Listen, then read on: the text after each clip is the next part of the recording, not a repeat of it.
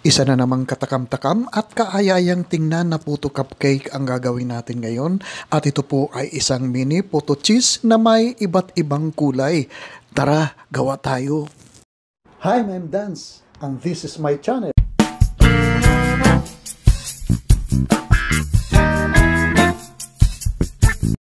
2 cups na all-purpose flour ang kakailanganin natin dito at pagkatapos idadagdag natin ang ating 1 cup na sugar, granulated sugar po, 1/2 teaspoon na fine salt, 1/2 cup na powdered milk at saka 1.5 tablespoon na baking powder.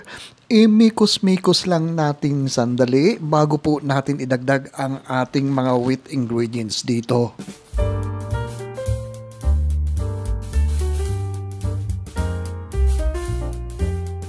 Ngayon naman po ay magkrakrak po tayo ng 2 large na mga itlog dito at ihahalo po natin ito dito.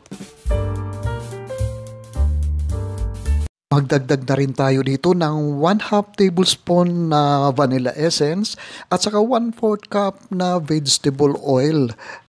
At idadagdag na rin natin dito ang ating 1.5 cup na water. At pagkatapos po ay hahaluin lang natin gamit ang ating wire whisk. Haluin lang muna natin ito ng haluin hanggang sa mag-semi-combine po lahat ang ating mga sangkap po dito. At kung mapapansin nyo po ay meron mga buo-buo ang ating mixture po dito.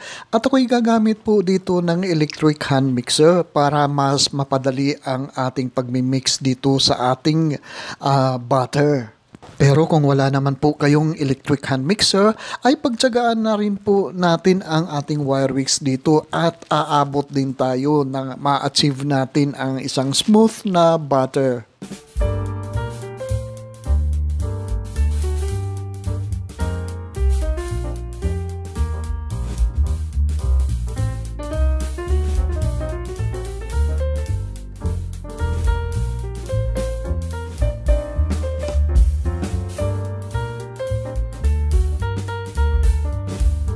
O ayan, napaka-smooth na ang ating butter at ganito po ang consistency dapat ng ating butter.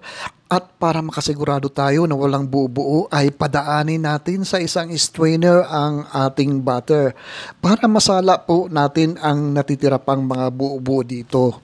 At dahil gumamit tayo ng electric hand mixer ay ipapahinga muna natin ang ating butter ng mga 20 minutes lang po.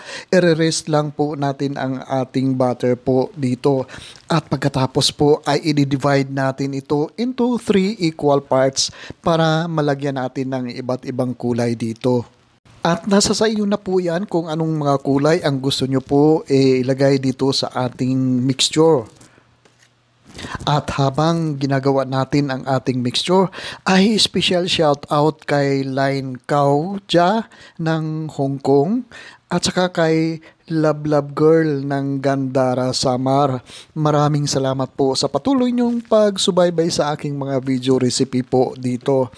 I-shout out din natin si Marian Angel ng Mandawi City sa Cebu. Maraming salamat din po, Marian, sa patuloy mong pagsubaybay sa ating mga video recipe dito.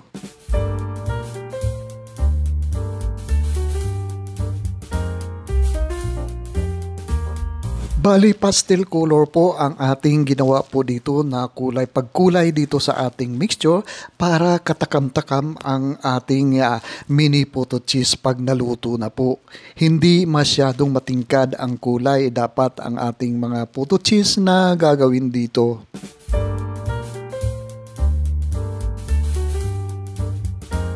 Ngayon naman po ay ipo-pour out natin sa ating mga molder. Medyo maliliit. Yung pangalawa sa pinakamaliit na size ng molder, photo molder ang ating ginagamit po dito. Kasi mini photo cheese lang po ang ating ginagawa dito. At kung nandyan pa po kayo nanonood sa ating pag-pour out ng ating butter dito, ibig sabihin lang yan ay nagugustuhan nyo po ang video na ito. Paki-comment nyo naman po kung saan lugar kayo nanonood para i-shout out ko rin po kayo at ang lugar nyo sa susunod kong video uploads. At kung meron po kayong mga comments or kung meron po kayong mga request na recipe, paki-post lang po sa comment section sa baba at sisikapin natin na tugunan ito. At bago natin ito isalang ay maglalagay muna tayo ng mga cheese slices sa ibabaw ng ating butter. Dito na naka-pour out dito sa ating mga molder. At dapat naka-pre-boil na ang ating steamer at i-steam lang po natin ito ng mga 5 to 8 minutes po at siguradong luto na po ang ating mini potato cheese dito. At ito na po, luto na po ang ating mini potato cheese.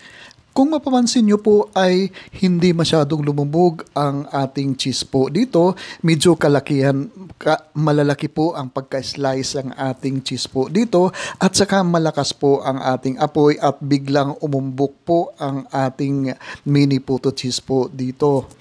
At isa pa, siguro na parami ang aking baking powder po dito. Dapat medium heat lang po ang ating pag-steam dito sa ating mini potato cheese para lumubog po ang ating mga keso sa ibabaw ng ating mini potato cheese. At kahit hindi masyadong perfect ang ating outcome ng ating mini potato cheese dito, ay certified Rapsa po naman talaga po itong ating ginawang mini potato cheese. Wala tayong problema sa lasa dito.